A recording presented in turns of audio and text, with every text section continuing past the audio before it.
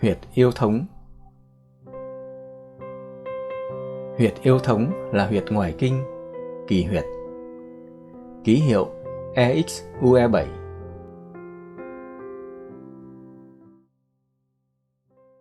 Vị trí huyệt yêu thống. Trên mỗi bàn tay của chúng ta có hai huyệt yêu thống. Cả hai huyệt yêu thống này đều nằm trên mu bàn tay, ở giữa của khoảng cách từ khớp cổ tay đến khớp bàn ngón tay tương ứng. Trong đó, một huyệt thì nằm ở khe giữa xương bàn ngón thứ hai và thứ ba. Huyệt kia thì nằm ở khe giữa xương bàn thứ tư và thứ năm.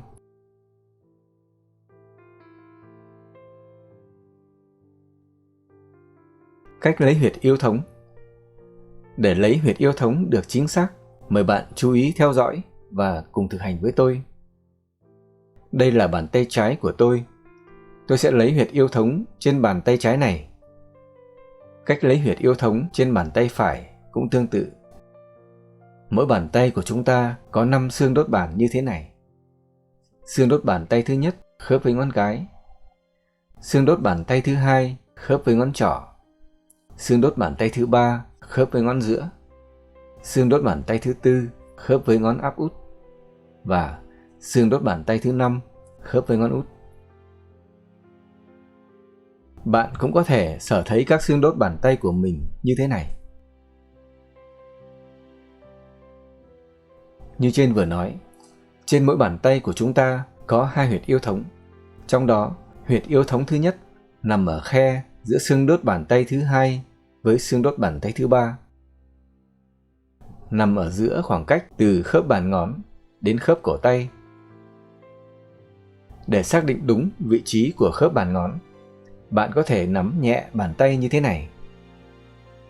Điểm nổi lên cao nhất đây được lấy làm mốc. Đây, ta tính từ đây.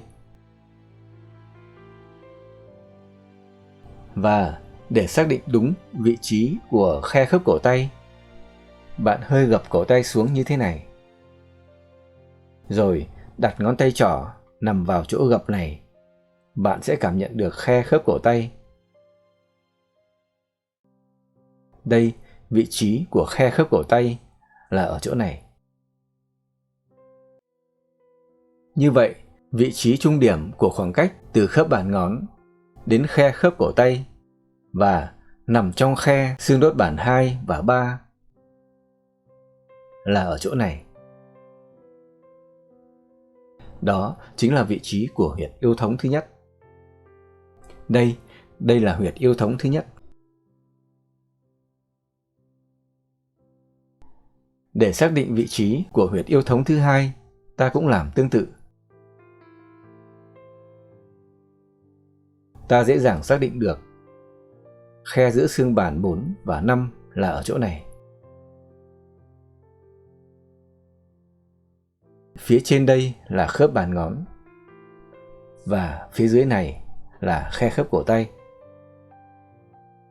Và vị trí trung điểm của khoảng cách giữa khớp bàn ngón với khe khớp cổ tay trên khe xương bàn 4 và 5 là ở chỗ này. Đó chính là vị trí của huyệt yêu thống thứ hai. Đây là huyệt yêu thống thứ hai ta cần tìm. Xin lưu ý là ta gọi huyệt yêu thống thứ nhất hay thứ hai ở đây chỉ là do ta đề cập đến trước hay sau, chứ không có tên yêu thống 1 hay yêu thống 2. Nếu chúng ta tìm huyệt yêu thống này trước thì nó là huyệt yêu thống thứ nhất, huyệt kia là yêu thống thứ hai và ngược lại. Đây là hai huyệt yêu thống trên một bàn tay của tôi. Ở đây và ở đây.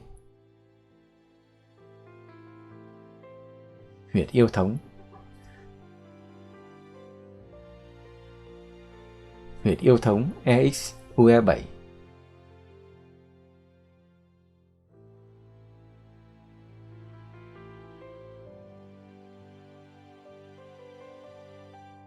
Theo Đông y, huyệt yêu thống có tác dụng thông hoạt kinh lạc và làm dịu cơn đau.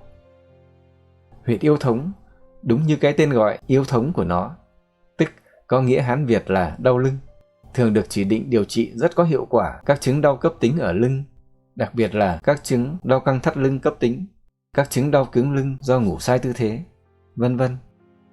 Bạn có thể tham khảo thêm các thông tin chi tiết thú vị và hữu ích liên quan đến huyệt yêu thống trong các kênh thông tin khác nhau của Vikudo.